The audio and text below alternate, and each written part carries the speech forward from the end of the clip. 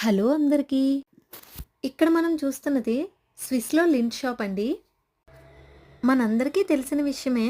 Lint అనేది most expensive and tastiest chocolate. అయితే Swiss నుంచి ఎవరైనా వస్తున్నారు అంటే మనకు ముందుగా గుర్తొచ్చేవి ఈ స్విస్ లింట్ చాక్లెట్సే. ఈ లింట్ చాక్లెట్స్‌కి వరల్డ్ వైడ్ డిమాండ్ చాలా ఎక్కువుందండి.